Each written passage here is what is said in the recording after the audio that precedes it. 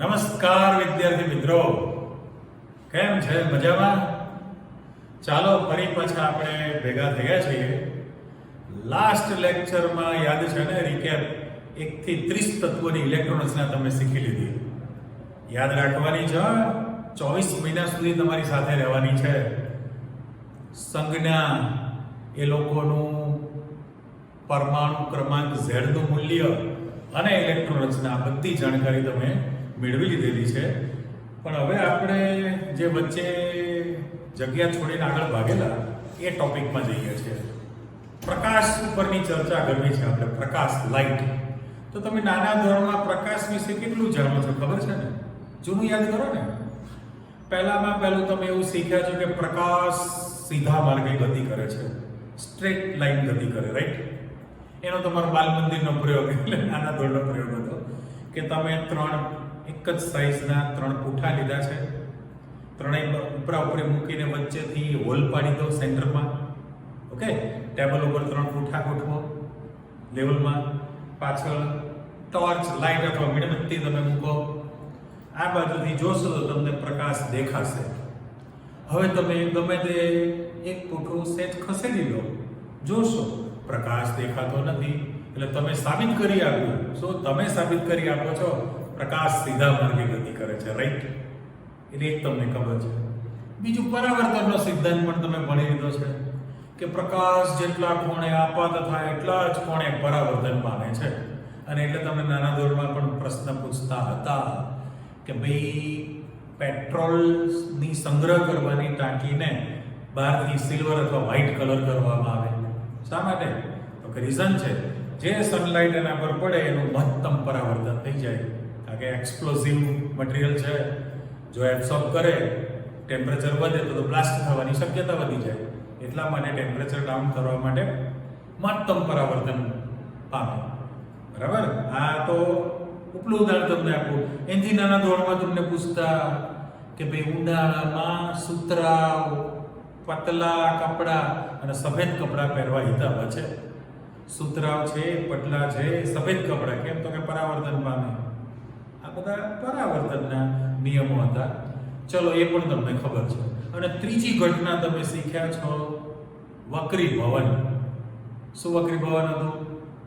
કે ભાઈ પ્રકાશ એક માધ્યમમાંથી બીજા માધ્યમમાં પ્રવેશે તો લંબ તરફ વળાંક પડશે, કોણ બદલાય, અને લંબથી દૂર તરફ જાય. એટલે ઉદાહરણ યાદ કરો ને કે જડ્ડો કાચ હોય ને, સ્લેબ તમે શબ્દ વાપરેલો છે. નોટબુક છે લાઇનિંગ વાળી, તમે સ્લેબ મૂકશો એના પર તો તમને લાઇનિંગ છે મૂકસી ગયેલી દેખાય. હા, ના વક્રીભવનના તમારા જે સિદ્ધાંત હતા એના પ્રમાણે જ જવાનું છે. તો સૌથી પહેલું કે તમારી પાસે જે વિગત છે કે સ્લેબમાં તમને લીટી ઉપસેલી દેખાય. બીજું હતું કે પાણી ભરેલા બીકરમાં તમે પેન્સિલ મૂકી દો, પેન્સિલ, તો તમે ઉપરથી જોશો તો વળી ગયેલી, તૂટી ગયેલી તમને પેન્સિલ દેખાય. અચ્છા, એ છોડો ને, બાથરૂમમાં પાણીની બકેટ ભરેલી હોય 20-25 લીટર વાળી, તમે આમ જુઓ ઉપર તળિયું ઊંચું દેખાય. સ્વિમિંગ પુલમાં તમે જાઓ તળિયું ઊંચું દેખાય. અને તમે આ તળિયું ઉપર તમે જેવો અંદર પગ મૂકો થઈ જાય. એટલે વક્રીભવનની જે ઘટના છે એ પણ તમારી પાસે, એટલે 3 જ તમે ઘટના શીખ્યા હજી સુધી કે ભાઈ પ્રકાશ સીધા માર્ગે ગતિ કરે છે, પ્રકાશનું જેટલા કોણે આપાત થાય એટલા કોણે પરાવર્તન પામે, અને માધ્યમ બદલે ત્યારનું વક્રીભવન થાય. આની સિવાય ચોથી ઘટના શીખ્યા નથી. તમે હવે ભણવાના છો 11 અને 12 ની અંદર. નવા નામ છે વ્યતિકરણ. ઇન્ટરફિયરન્સ કહેવાય ને. વ્યતિકરણ, વિવર્તન, રિફ્રેક્શન. રિફ્લેક્શન અથવા રિફ્રેક્શન અને ધ્રુવીભવન, પોલરાઇઝેશન ઘટના છે. એ નવી 3 ઘટના છે. ફિઝિક્સમાં એનો પ્રેક્ટિકલ આવે, તમને ડિટેલમાં શીખવાડવાના છે. એ તો આપણે ચર્ચા કરવાના છીએ, બરાબર, વધુ પ્રમાણમાં. પણ એ કહેતા પહેલા તમે જે સાવ નાના ધોરણમાં પ્રકાશની જે ચર્ચા શીખ્યા છો, વેવ્સ, તરંગો, તો પ્રકાશ માટે એવું કહેવામાં આવે છે કે પ્રકાશ એ વીજ ચુંબકીય તરંગ છે. વીજ અથવા વિદ્યુત ચુંબકીય તરંગો કહેવાય. વીજ ચુંબકીય તરંગ પણ તમે કહી શકો. ઇંગ્લિશમાં ઇલેક્ટ્રોમેગ્નેટિક વેવ્સ કહેવાય. હવે ઇલેક્ટ્રોમેગ્નેટિક વેવ્સનો અર્થ એવો કે એમાં બંને ઘટકોની તમારી પાસે હાજરી હોય જ. એટલે અહીંયા આપણે જે પહેલું હેડિંગ મૂકેલું છે વિદ્યુત ચુંબકીય તરંગો, તો પ્રકાશ જે છે એના માટે વર્ષો સુધી ઝઘડો ચાલેલો. વર્ષોથી પ્રકાશ જે છે એને શું વિચારતા તરંગ સ્વરૂપે છે, વેવ. તરંગ એટલે તમને ખબર છે. તરંગ કેટલા બધા પ્રકારના હોય. દાખલા તરીકે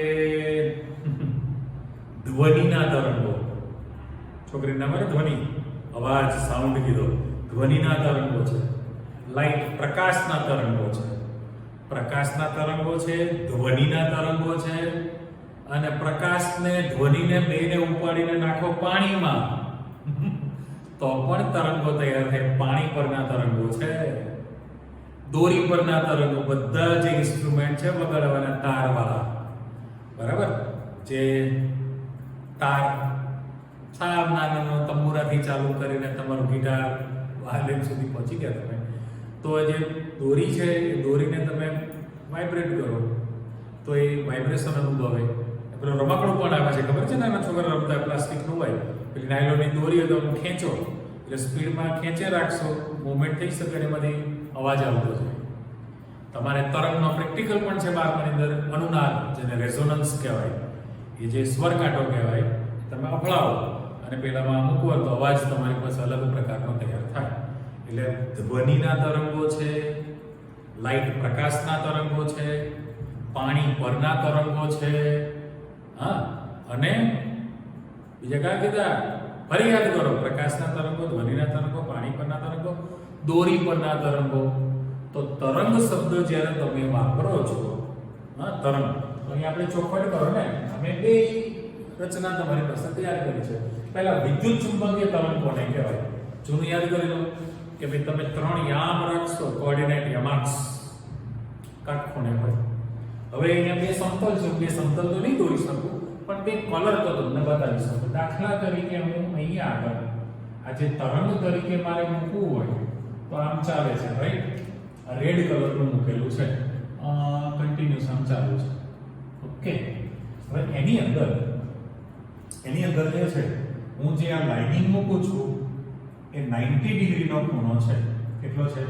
એટલે બ્લેક કલરની જે લાઇનિંગ મેં મૂકેલી છે એ 90 ડિગ્રીના ખૂણે કંપન તલ કહેવાય, જે વાઇબ્રેશન અનુભવે છે. ચલો અહીં સુધી મેં મૂકેલું છે તમારી ગાડી આગળ. માની લો કે આને મારે વીજ સદિશ કહેવું છે, વેક્ટર, તો વીજ સદિશ E કહેવાય, કરેક્ટ?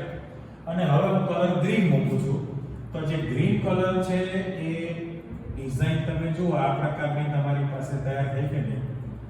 અને એને મારે કેવું છે, એ જે મૂકેલું છે એને ચુંબકીય સદિશ વેક્ટર B મૂકેલું છે. એનું કંપન તલ જે કણ છે, કંપન એ એક્ઝેક્ટ લંબ દિશામાં કંપન થતું હોય, કંપ વિસ્તાર કહેવાય, એમ્પ્લિટ્યુડ કહેવાય ઇંગ્લિશમાં.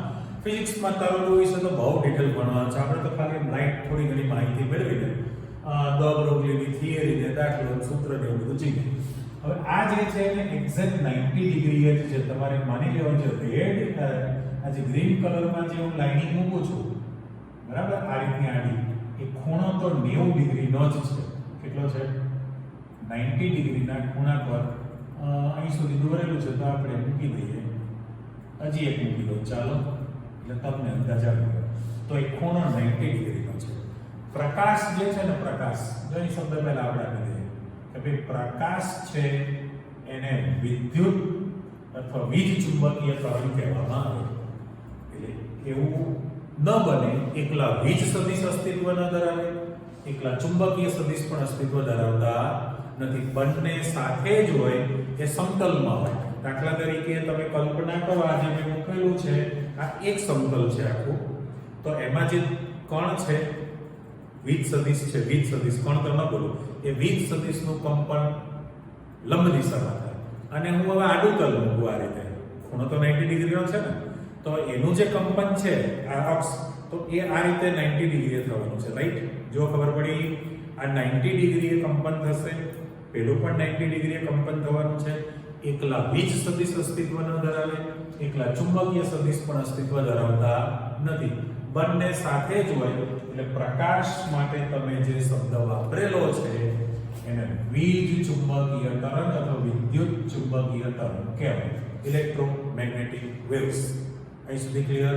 તો હવે તરંગ શબ્દ જ્યારે તમે બોલો છો, તરંગ વિશે તમને ખબર છે, કોઈ પણ તરંગ છે, માની લો કે આ તરંગ છે, રાઈટ? તો એમાં જે ટેકરાવાળો ભાગ છે એને તમે શૃંગ કહો છો અને ખાડાવાળા ભાગને તમે ગર્ત કહો છો, શૃંગ અને ગર્ત. તો તરંગ લંબાઈ કોને કહેવાય? તો માની લો કે આ પીક પોઈન્ટ અને આ પણ પીક પોઈન્ટ છે ને, તો આ પહેલું શિખર અને બીજું શિખર, એની વચ્ચેનું જે અંતર ખરું પણ સીધું અંતર છે. આ અત્યારની વ્યાખ્યામાં તમારે કમ્પલસરી જોઈએ. તો આ જે મળી એને તરંગ લંબાઈ તમે લેમ્બડા કહેવાના છો. બે ક્રમિક છે. અથવા તમે ખાડાવાળો ભાગ વિચારશો તો આ પણ ખાડાવાળો ભાગ જ છે ને, એને પણ તરંગ લંબાઈ લેમ્બડા જ તમે કહી શકો. પણ એ ખાડાવાળો ભાગ તરત પછીનો છે. એટલે તરંગ લંબાઈ અમારી પાસે જે વ્યાખ્યા આપણે કરવી છે લખાણ છે. ચલો ને અહીંયા લખો. ચલો, તરંગ લંબાઈ જેને તમે લેમ્બડા સિમ્બોલ વાપરો છો. તો તરંગ લંબાઈની વ્યાખ્યા શું બની ગઈ તમારી પાસે? ચલો આને કરી નાખો. બે ક્રમિક શૃંગ અથવા બે ક્રમિક ગર્ત વચ્ચેના સીધા અંતરને તરંગ લંબાઈ લેમ્બડા કહે છે. ફરીથી, બે ક્રમિક શૃંગ અથવા બે ક્રમિક ગર્ત વચ્ચેના સીધા અંતરને તરંગ લંબાઈ લેમ્બડા કહેવાય. ઓકે, તો પછી તમારી પાસે તરંગ સંખ્યા એટલે શું? તરંગ સંખ્યાને ન્યુ બાર લખાય.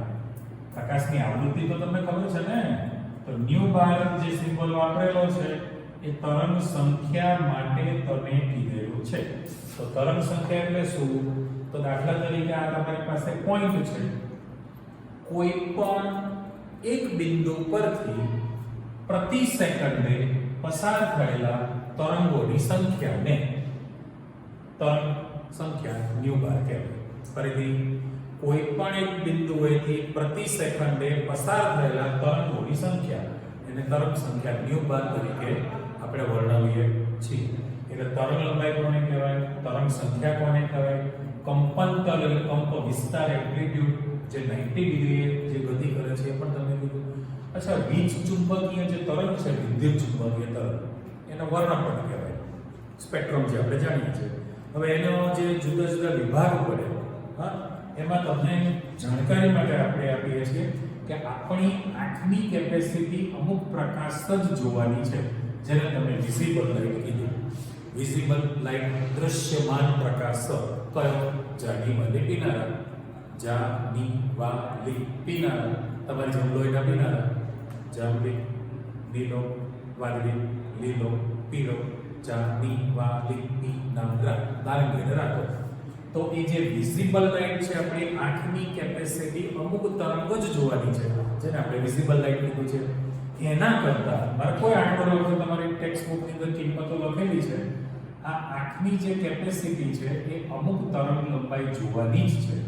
આના કરતા જો ઓછી તરંગ લંબાઈ વાળો તરંગ હોય, આપણી આંખ જોઈ શકતી નથી. જો આના કરતા તરંગ લંબાઈ વધશે તો પણ આંખ જોઈ શકતી નથી. અમુક કેપેસિટી છે કે જે તમે જોઈ શકો છો. તો હવે વિચારો, અહીંથી આપણે લખતા જઈએ તો સૌથી ટૂંકામાં ટૂંકી તરંગ લંબાઈ ગેમા તરંગોની છે, રાઈટ? ગેમા તરંગ, જે ગેમા વેવ્સ કહેવાય. સાંભળજો, ઘણા ધોરણમાં તમે આલ્ફા કિરણો, બીટા કિરણો અને ગેમા કિરણો બોલતા. જ્યારે આલ્ફા પણ પ્રકિરણનો પૃથ્થરપળનો પ્રયોગ સમજાવ્યો ત્યારે પણ કીધેલું હતું કે ભાઈ જેને તરંગ લંબાઈ હોય એને જ વેવ તરંગ કહેવાય. જે તરંગ લંબાઈ ધરાવતું નથી એને પાર્ટિકલ કહેવાય. આલ્ફા પાર્ટિકલ છે, બીટા પાર્ટિકલ છે, જ્યારે ગેમા વેવ્સ છે, કારણ કે તરંગ લંબાઈ છે. સૌથી ટૂંકામાં ટૂંકી તરંગ લંબાઈ કોની? તો કે ગેમા તરંગોની છે. એના પછી તમે એક્સ-રે જે પાડો છો, એક્સ-રે હાડકાની ટૂટફૂટ થાય ખબર છે ને, તો કાસ્ટિંગમાં પડેલી તિરાડો, મશીનરીમાં તિરાડો તમે એક્સ-રે કરો છો, પણ આપણો હ્યુમન બોડીમાં તમે પડો, એક્સિડન્ટ થાય અને ફ્રેક્ચર થાય તો તમે એક્સ-રે પડાવો છો, એક્સ-રે પડાવી લો તરત કે. હવે એક્સ-રે જ્યારે પાડે તો જે તમારું બોન છે, જ્યાં તિરાડ છે, હાડકામાંથી એક્સ-રે પસાર થતો નથી, પણ જ્યાં બારીક તિરાડ હોય, બરાબર, વાળ જેટલી બારીક તિરાડ હોય, તેમાંથી તરત પસાર થઈ તમને બ્લેક લાઇનિંગ દેખાય. આમ એક્સ-રે બતાવે, ખબર છે ને? તો એ એક્સ-રે પણ તમે નરી આંખે જોઈ શકતા નથી, બરાબર. પારજમણી કિરણો અલ્ટ્રાવાયોલેટ છે એ પણ તમે જોઈ શકતા નથી, યુવી કિરણો છે. ઇન્ફ્રારેડ જે છે આઈઆર એ પણ તમે જોઈ શકતા નથી, ઇન્ફ્રારેડ છે, પારરક્ત છે, આખો જે રેન્જ તમને આપી. અને અહીંયા જે છે રેડિયો તરંગો એફએમ અને એએમ છે, ખબર ને, એફએમ એએમ છે, અને દીર્ઘ રેડિયો તરંગો મેં એવો શબ્દ વાપર્યો. આની આપણે સહેજ ચોખવટ કરીએ તો રેડિયો સ્ટેશન જે છે વર્ષો પહેલા કલ્પના કરો કેવી શોધ કરેલી છે વૈજ્ઞાનિકોએ. તો જૂનો જે રેડિયો હતો એમાં એમ્પ્લિટ્યુડ મોડ્યુલેશન કહેવાય ઇંગ્લિશમાં એમ, બરાબર, અને પેલું ફ્રીક્વન્સી મોડ્યુલેશન કહેવાય એફએમ કહેવાય. એમ નો આંકડો મોટો હોય, એફએમ ની કિંમત નાની છે. અત્યારે જે રેડિયો વચ્ચે આ radio out of date out of order થઈ ગયો, વળી પાછા એફએમ સ્ટેશનો શરૂ થયા ફોરેન કન્ટ્રીમાં ચાલતા. આપણે ત્યાં સૌથી પહેલું 96.7 મીટર હોય, બરાબર, વિવિધ ભારતીનું એફએમ સ્ટેશન ચાલુ થયું. પછી તો અત્યારે રેડિયો મિર્ચી ને 98.3, 95, 94.3 ઘણી બધી એફએમ સ્ટેશનો ચાલુ થઈ ગયેલા છે. એ ફ્રીક્વન્સી મોડ્યુલેશન કહેવાય. તો અત્યારે તમે રૂમમાં બેઠા છો, વેવ્સ બધે છે જ તે વેવ્સ, પણ આપણી આંખ જોઈ શકતી નથી. તમારી પાસે સારો રેડિયો સેટ હોય તમે ટ્યુનિંગ કરો તો અહીંયા બેઠા બેઠા બીબીસી લંડનના ન્યૂઝ તમે સાંભળી શકો છો. હવે આપણે ભારતમાં, એશિયા ખંડમાં, ભારતમાં, ગુજરાતમાં તમે જે ગામમાં બેઠા છો ત્યાં, અને અહીંથી લંડન કેટલા કિલોમીટર દૂર થાય કલ્પના કરો, છતાં તમે એનું ન્યૂઝ સાંભળી શકો છો. એટલે એ રેડિયો તરંગો અસ્તિત્વ ધરાવે છે. ટીવીના તરંગો, ટેલિવિઝનની શોધ થઈ તો ટીવી તરંગો, પણ તફાવત બોલું કે રેડિયો તરંગો અને ટીવી તરંગમાં શું ફરક છે? તો કે જે પ્રોગ્રામ ટ્રાન્સમિટ થતો હોય તો એના વેવ્સ જે છે રેડિયો તરંગો, રેડિયો બોલું છું, એ તરંગો છે ઉપર સુધી વાતાવરણમાં જે આયોનોસ્ફિયર સુધી પહોંચે, ત્યાંથી પરાવર્તન થઈને રિફ્લેક્ટ થઈને પૃથ્વી પર આવે. એટલે પરિસ્થિતિ કેવી થઈ, તમે કોઈ પણ સ્થળે રેડિયો તરંગ તમે સાંભળી શકો છો. ત્યારે ટીવીના તરંગો સ્ટ્રેટ વે સીધા માર્ગે જ ગતિ કરે, એટલે એને પૃથ્વીનું વક્ર સપાટી કર્વેચર નડે. એટલા માટે તો દૂરદર્શન એટલે ટેલિવિઝન માટેના નાના નાના સેન્ટરો ઉત્પન્ન કરવા પડે, ઊભા કરવા પડે. જે પ્રોગ્રામ ટેલિકાસ્ટ થાય છે એ સેટેલાઇટ છે, સેટેલાઇટ પાછું તમારી ડિશમાં આવે અને ત્યાંથી તમને પ્રોગ્રામ મળે છે. અત્યારે તો ઘરે ઘરે પર્સનલ પોતાની ડિશ બની ગયેલી છે, એટલે જે કંઈ પ્રોગ્રામ છે તમે જોઈ શકો એ ટીવી તરંગો કહેવાય. પણ મેં ચોખવટ કરી એ પ્રમાણે અરે ટેલિવિઝનનું તમારું જે રિમોટ કંટ્રોલ છે, સેલ તમે નાખેલા, તમે થોડું દૂરથી જોવાનું રાખીને સ્વિચ દબાવશો તો પેલી લાલ લાઈટ દેખાય, ટેલિવિઝન ચાલુ છે. એસીનું રિમોટ હોય કે ટેલિવિઝનનું રિમોટ છે, તમે સ્વિચ દબાવો છો, ચેનલ ચેન્જ થઈ જાય, વોલ્યુમ વધી શકે છે, એસી ઓન ઓફ થઈ શકે, એમાં વેવ્સ બધું દેખાય તમને? ના, નથી દેખાતું. એટલે અમુક તરંગો જે છે એ જ તમારી આંખ જોઈ શકે, એના કરતાં મોટી તરંગ લંબાઈ ધરાવતા જે તરંગો છે આંખ જોઈ શકતી નથી. અને ટૂંકી તરંગ લંબાઈ ધરાવતા માઇક્રોવેવ કહેવાય છે ને, માઇક્રોવેવ્સ છે એ પણ આપણે જોઈ શકતા હોતા નથી. એટલે વિદ્યુત ચુંબકીય તરંગ માટે આ બધી તમારી ચર્ચા પાઠ્યપુસ્તકમાં તમને લખી નાખેલું છે કે ભાઈ આ 10 ના પાવરમાં છે આટલી, કારણ કે તરંગ લંબાઈ જે છે, તરંગ લંબાઈ એ તરંગ લંબાઈ સેન્ટીમીટરમાં હોય, મીટરમાં હોય, હર્ટ્ઝ શોધનાર વૈજ્ઞાનિક હર્ટ્ઝ પરથી હર્ટ્ઝમાં, કિલો હર્ટ્ઝમાં છે, પેલું નેનોમીટરમાં છે. એટલે અલગ અલગ એના તરંગ લંબાઈ માટેના તમારી પાસે એકમો છે. મારે વાત કહેવાની અધૂરી રહી કે રેડિયો સ્ટેશન સ્ટાર્ટ થઈ, ગુજરાતની વાત કરીએ તો આકાશવાણી, એટલે આકાશમાંથી વાણી થાય છે.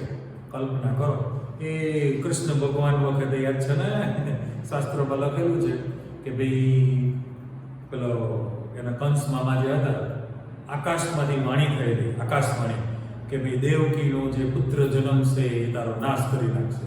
તો મેસેજ આવ્યો. દૂરદર્શન એનો શું, દૂર બેઠેલું છે છતાં તમે ટીવીમાં જોઈ શકો, દૂર બેઠેલા તમે દર્શન કરી શકો. દૂરદર્શન, રાઈટ. પેલું આકાશમાંથી વાણી એ તમે અવાજ સાંભળી શકો છો ટ્યુનિંગ કરીને રેડિયોમાં. રાઈટ. ટેલિપથી, ટેલિપથી એન્ટેના જે શબ્દો બોલીએ છીએ. બસ ચલો પાછા આવો તમે ટોપિક પર. એટલે મૂળ મુદ્દામાં તો જેટલી ચર્ચા કરી એટલી ઓછી છે. તો મૂળ કહેવા ગયું કે ગુજરાતના રેડિયો સ્ટેશન છે અમદાવાદ, વડોદરા, રાજકોટ અને ભુજ. મુખ્ય સિટીમાં અમદાવાદ, વડોદરા, રાજકોટ અને ભુજ સ્ટેશન જ્યારે ખુલે સવારે 6 વાગે સરસ મજાનું મ્યુઝિક વાગે અને હોસ્ટ એન્કર ઈ ઓર સી હોય એવું તમે સાંભળ્યું છે કદાચ. એ બોલે છે 354.6 એટલે કે 840 કિલો હર્ટ્ઝ પર આકાશવાણીનું અમદાવાદ કેન્દ્ર છે.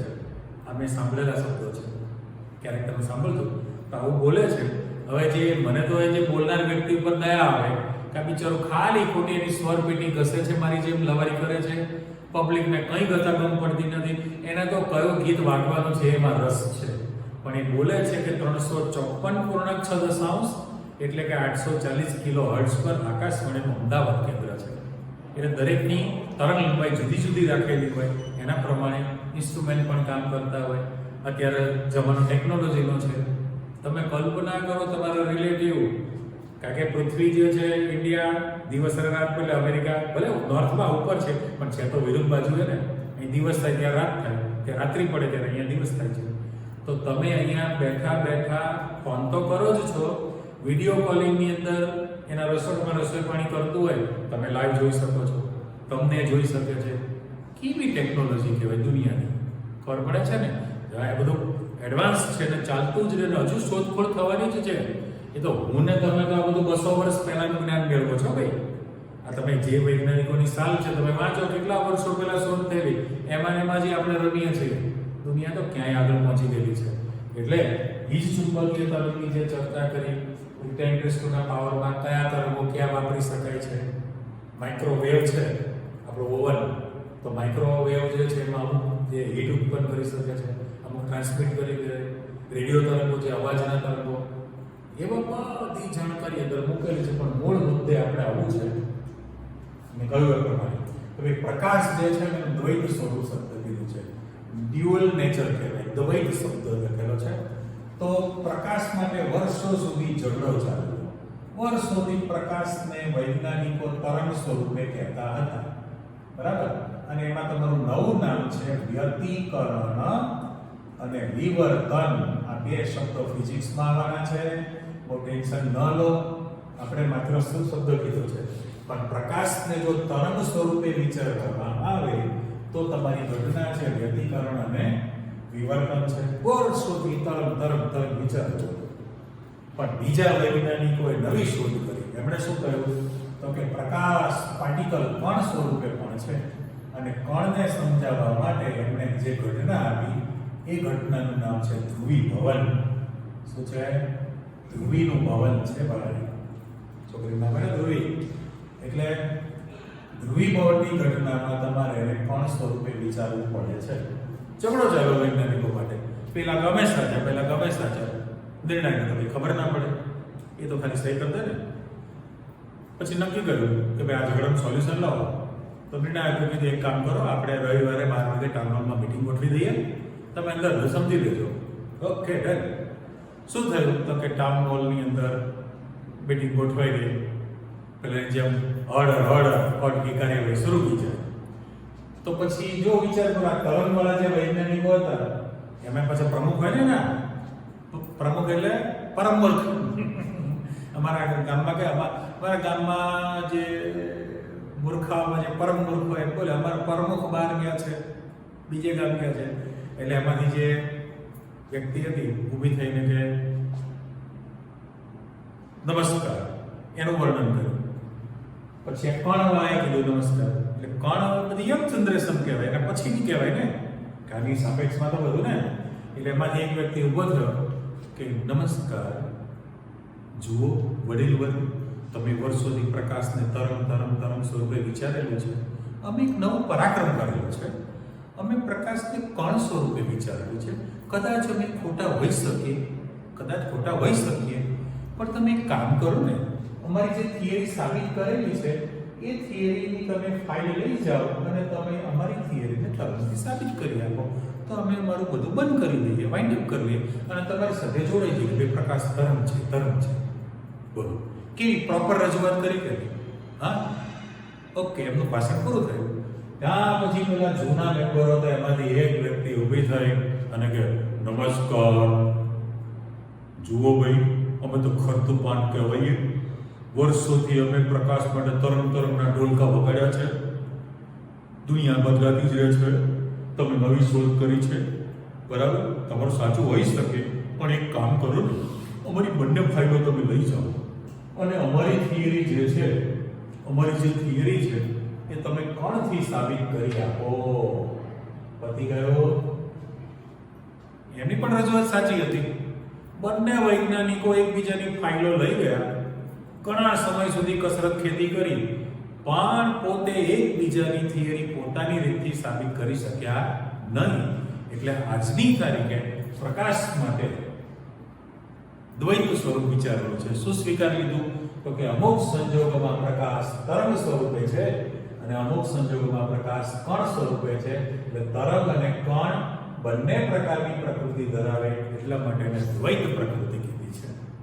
બરાબર? અને સીધી સર વસ્તુ છે કે જો તમારે વ્યતિકરણ અને વિવર્તનની ઘટના સાબિત કરવી હોય તો તરંગ વિચારવું પડે છે, કણથી સાબિત ના થઈ શકે. અને જો તમારે ધ્રુવીભવનની ઘટના વિચારવી હોય તો કણથી સાબિત થાય, એ તરંગથી સાબિત થતી નથી. એટલે ડ્યુઅલ નેચર શબ્દ કહી દીધો. પ્રકાશ એ તરંગ પ્રકૃતિ પણ ધરાવે છે, કણ પ્રકૃતિ પણ ધરાવે, બંને પ્રકારની પ્રકૃતિ ધરાવી શકે છે. અને ત્યાર પછી તમારા નવા પ્રશ્ન તરફ આપણે જઈએ તો અહીંયા આગળ પ્રશ્ન મૂક્યો છે ધ બ્રોગલીનો સિદ્ધાંત. હવે ધ નો ડી લખેલું, ડી નો દ કરે ને, ડી બ્રોગલી નામ જાણો તો બ્રોગલી એટલે ખબર મોગલી આવતી, મોગલી જંગલ જંગલ બાદ ચલી હે, ચड्डी पहन के फूल खिले है, યાદ આવે છે ને? તો ધ બ્રોગલી છે. ધ બ્રોગલીનો સિદ્ધાંત, પણ એ જે સિદ્ધાંત છે ને દ્રવ્ય તરંગવાદ કીધેલો છે. દ્રવ્ય તરંગવાદ શબ્દ કીધો છે. તો એમની દલીલ સાચી જ છે. એમણે શું કહ્યું? એમણે એવું કીધું, સાંભળજો કે ભાઈ પ્રકાશ જે છે, પ્રકાશ કે જેની તમે વર્ષોથી કઈ પ્રકૃતિ વિચારેલી છે? તરંગ પ્રકૃતિ સ્વીકારેલી છે અને વિચારેલી છે, રાઈટ? એ જો અમુક સંજોગોમાં, બરાબર, એ જો શબ્દ લખી નાખીએ, અમુક સંજોગોમાં એ કણ પ્રકૃતિ ધરાવી શકે છે. સાચું કે નહીં? એમનું કહેવાનું પરફેક્ટ જ છે. કણ પ્રકૃતિ ધરાવે. ફરી તમે જુઓ કે ભાઈ પ્રકાશ કે જેની વર્ષોથી તરંગ પ્રકૃતિ સ્વીકારેલી છે, વિચારેલી છે, એ અમુક સંજોગોમાં કણ પ્રકૃતિ જો ધરાવી શકતો હોય તો પછી તમારી પાસે દ્રવ્ય છે. મેટર જેને કહીએ છીએ કે દ્રવ્ય જે છે એની પણ તમે વર્ષોથી પાર્ટિકલ છે, કઈ પ્રકૃતિ તમે વિચારેલી છે? કણ પ્રકૃતિ વિચારેલી છે. પાર્ટિકલ છે, દ્રવ્ય છે, તો એ પણ અમુક સંજોગોમાં તમારી પાસે તરંગ પ્રકૃતિ ધરાવી શકે કે નહીં? હા, વૈસે વર્ષા સામસામી છે કે જો પ્રકાશ તરંગ હોય અને કણ બની શકતો હોય તો પછી તમારી પાસે દ્રવ્ય છે જેને તમે કણ તરીકે વિચારો છો, એ પણ તરંગ હોઈ જ શકે. સેટ પણ ખોટું નથી. અને એટલા માટે એને શબ્દ વાપર્યો છે દ્રવ્ય તરંગવાદ. દ્રવ્યનું તરંગ છે, દ્રવ્ય તરંગવાદ. એના માટે આપણે સિમ્પલ એક ચિત્ર મૂકીએ અને સૂત્ર બધું જ સાબિત કરેલું છે. દાખલા તરીકે આપણે આકૃતિમાં આપણે એમ કહીએ છીએ કે ભાઈ હાઇડ્રોજન પરમાણુ છે, એના કેન્દ્રમાં એક પ્રોટોન છે અને ઋણ વિદ્યુત ભારિત ઇલેક્ટ્રોન છે, રાઈટ? હવે ઇલેક્ટ્રોન તો પાર્ટિકલ છે, કણ છે, દળ પણ છે. કેટલું યાદ કરો? 9.109 into 10⁻34 કિલોગ્રામ હતું ને. દળ છે, પાર્ટિકલ છે. જો એ ગતિ કરતો હોય તો મારે તમને એવું કહી શકાય, જુઓ અહીંયા, કારણ કે આ ઇલેક્ટ્રોન છે, માસ ઓફ ઇલેક્ટ્રોન આપણે મૂકીએ તો એ કણ સ્વરૂપે અત્યારે આ ગતિ કરે છે, તો દ્રવ્ય છે, રાઈટ? તો જો દ્રવ્ય છે, અત્યારે કણ સ્વરૂપે છે, એને પણ તરંગ બનવું જ છે, તો તમે એને વેવ તરીકે વિચારી લો. જો વેવ તરીકે આપણે વિચારીએ તો મેં તમને અહીં તરંગ લંબાઈ બતાવેલી છે. એ રીતે દાખલા તરીકે મારે બનાવવું હોય તો વધારે નથી બનાવતા આપણે. જો આ રીતે 3 સુધી જ બનાવું છું, આ 2 અને અહીંથી આ રીતે 3 કરવાનું, રાઈટ? અને મારે અહીંથી થોડું નીચે લેવાનું છે, એટલે આ ભાગ જે છે એને અહીંથી કરીને મારે આમ લેવું પડે, રાઈટ? આ મેં રેડ કલરનું જે મૂકેલું છે એ તરંગ વિચારેલું છે. ઇલેક્ટ્રોન પોતે કણ છે, પાર્ટિકલ છે, પણ એ તરંગ બની જાય. જો એ તરંગ બનતો હોય, મેં દૂર મૂકેલું છે ત્યાં ચિત્રની અંદર, તો પરિસ્થિતિ કેવી થઈ જાય? તો સ્લોપ આપણે આપી દો. તો અત્યારે આ જે ઇલેક્ટ્રોન છે, ઇલેક્ટ્રોન એ જો તરંગ બને તો એનો સૌથી પહેલો શૃંગવાળો ભાગ તૈયાર થાય અને પછી ગર્ત બને. શૃંગ અને ગર્ત બને છે, રાઈટ? તરંગ. અને માની લો કે જ્યારે સ્ટાર્ટ થાય ત્યારે એનો ખાડાવાળો ભાગ આવતો હોય તો બ્લુ કલરમાં મૂકું છું, પણ તૂટક લાઈન મૂકું છું આ રીતે. જો મારે આ રીતે ગોઠવણી કરવી હોય, તરંગ જ છે કારણ કે જ્યારે શૃંગ બને પછી એનું ગર્ત બનવાનું જ છે. ગર્ત બને તમારી પાછું શૃંગ તમારી પાસે તૈયાર થાય. આ ડિઝાઇન આપણે મૂકી દીધી, પણ અત્યારે વિચારવાનું એ રીતે કે આ જ્યારે ઇલેક્ટ્રોન તરંગ બને તો પહેલા ગર્ત ખાડાવાળો ભાગ તૈયાર થયો. જો એનો મૂકું છું કે અહીંથી જ્યારે બને ત્યારે ખાડાવાળો ભાગ પહેલા બન્યો ને અને પછી શૃંગ બને છે. અને દાખલા તરીકે રેડ કલર વિચારવામાં આવે તો પહેલા તમારી પાસે શૃંગ છે અને પછી ગર્ત બને છે, બરાબર? એટલે એને ચોખવટ કરી દીધી કે ભાઈ દ્રવ્ય છે એ ખરેખર કોણ પ્રકૃતિ ધરાવે છે પાર્ટિકલ સ્વરૂપે, એ પણ તમારી પાસે તરંગ પ્રકૃતિ ધરાવી શકે છે. અને એને દર્શાવવા માટે, એને તરંગ લંબાઈ શોધવા માટે હું તમને સીધું સૂત્ર આપી દીધેલું છે. એમાં પહેલા સાબિતી આપતા હતા કેવી રીતે શું છે, બધી સમીકરણ આપેલું. અત્યારે એવી કોઈ ચર્ચા આપેલી નથી, માત્ર સીધું જ સૂત્ર જે એક્ઝામ્પલ ગણવા માટે છે કે ભાઈ કોઈ પણ દ્રવ્ય કોણ પ્રકૃતિ ધરાવે છે. જો એ તરંગ પ્રકૃતિ ધરાવતો હોય તો એની સાથે સંકળાયેલી તરંગ લંબાઈ આપણે લેમ્બડા શોધવી છે. તો લેમ્બડા બરાબર તમારું સૂત્ર એને આપ્યું છે h/p છે. p એટલે વેગમાન છે, તો એની જગ્યાએ m × v માં લખી શકાય કે નહીં? આ સૂત્રને બ્લોક કરી દો. એક્ઝામ્પલ ગણવા માટેનું સૂત્ર તૈયાર થયું, દાખલો ગણવા માટેનું સૂત્ર છે. હવે એ ચોખવટ કરો જ્યાં m એટલે દળ, એ ગ્રામમાં કિલોગ્રામમાં જે તમને આપેલું છે પદાર્થનું દળ છે, v જે છે એ વેગ છે, અને h જે છે આ જે લખી નાખીએ આંકડો પ્લાન્ટ અચળાંક છે, અને એની કિંમત છે 6.626 × 10⁻30 6.6 × 10⁻27 લખો તો અર્ગમાં થાય ને, અને 27 + 7 કરી નાખો તો 34 થઈ ગયું. તો જૂલ * સેકન્ડ તમારી પાસે બની જાય. તો એ તમારી પાસે અચળાંક તૈયાર થયો કહેવાય.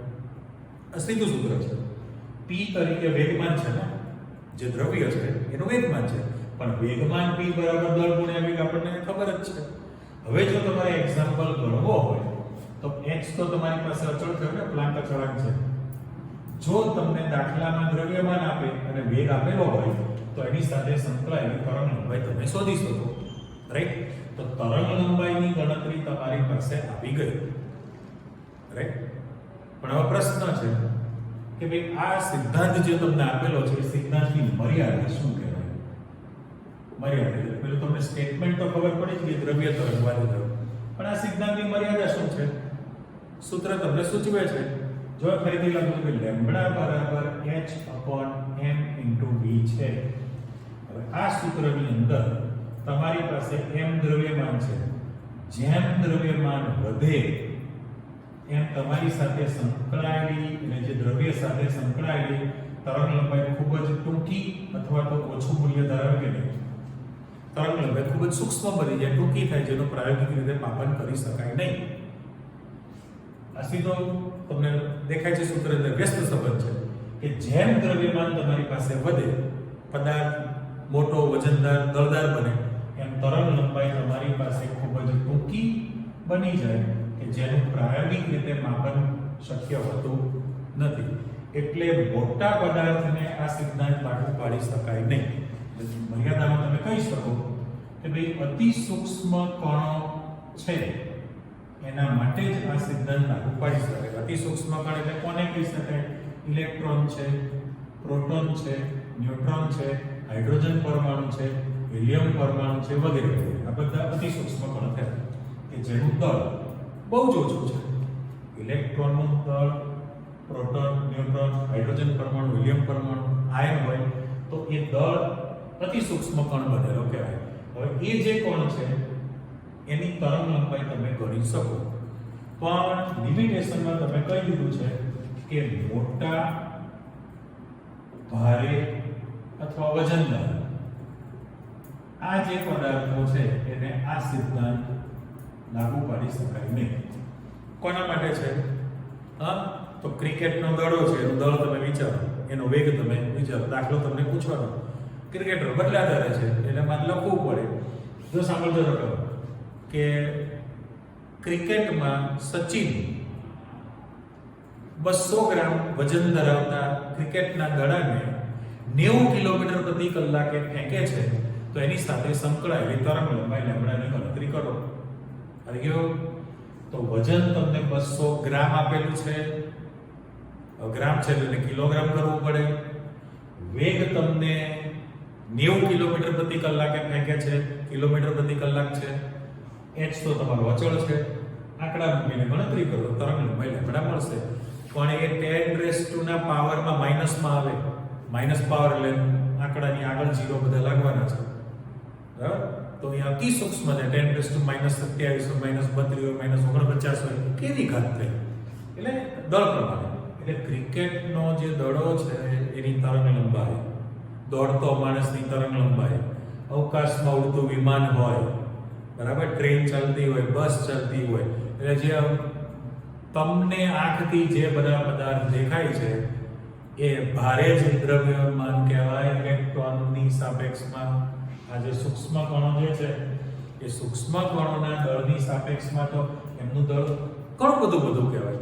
એટલે એની સાપેક્ષમાં બહુ જ તરંગ લંબાઈ મોટી મળે, કારણ કે દ્રવ્યમાન વધશે તો તરંગ લંબાઈ ટૂંકી બને, જેનું પ્રાયોગિક માપન કરી શકાતું નથી. મોટા પદાર્થ માટે આ સિદ્ધાંત લાગુ પાડી શકાય નહીં, પણ અતિ સૂક્ષ્મ કણો માટે જ આ સિદ્ધાંત લાગુ પાડી શકાય.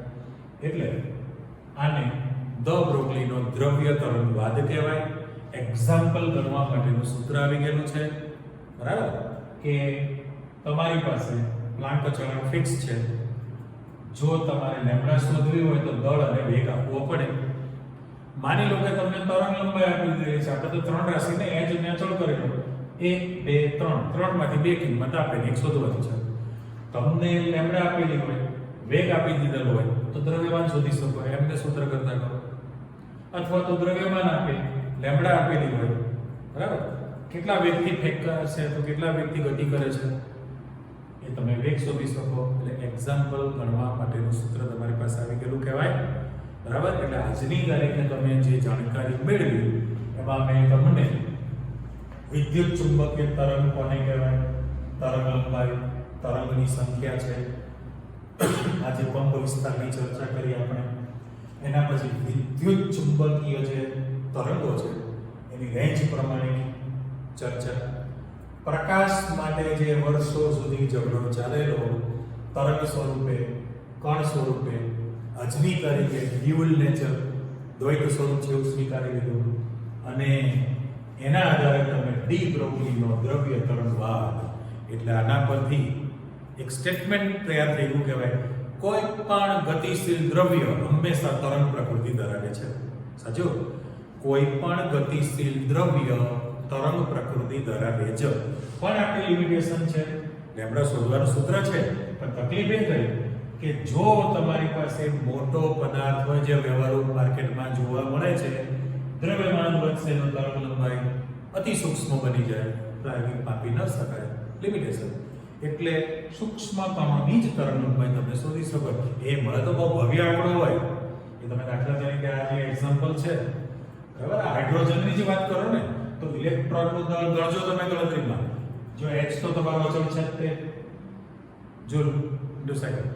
તમારી પાસે ઇલેક્ટ્રોનનું દળ 9.109 × 10⁻³ કિલોગ્રામમાં છે, કેજી. અને હાઇડ્રોજન પરમાણુમાં ઇલેક્ટ્રોનનો વેગ 2 × 10⁸ મીટર પ્રતિ સેકન્ડ છે. ફરી બોલો, 2 × 10⁸ મીટર પ્રતિ સેકન્ડ છે. અચળ વિચારો ને, બોરની ખામી હતી, વેગ અચળ લીધેલો હતો, માટે વેગમાં અચળ બને. એટલે દળ તમને ખબર છે ઇલેક્ટ્રોનનો. હાઇડ્રોજન પરમાણુમાં ઇલેક્ટ્રોનનો વેગ પણ તમને નિશ્ચિત આપી દીધો છે. h તો અચળ છે, તરંગ લંબાઈ શોધી નાખો. તો એ તરંગ લંબાઈ તમને જે મળશે એ જે પરમાણુનું કદ છે ને, આપણે જો રેન્જ બાંધી દઈએ તો આ પરમાણુનો વ્યાપ કયો કહેવાય, એના કરતા અનેક ગણી તરંગ લંબાઈ મોટી મળે છે. હવે ઇલેક્ટ્રોન પરમાણુનો એક ઘટક છે, હા, તો એની કોઈ તરંગ લંબાઈ વ્યાસ ત્રિજ્યા કરતાં વધી શકે નહીં. આ પેલું કેવું હતું, ઇન્ડિયા કરતાં ગુજરાત મોટું. ખબર પડી? ઇન્ડિયા કરતાં ગુજરાત મોટું એટલે શું કે નાનું ટાબરિયું હોય, નાનું એમ, નાના 2-2.5-3 વર્ષનું, બરાબર.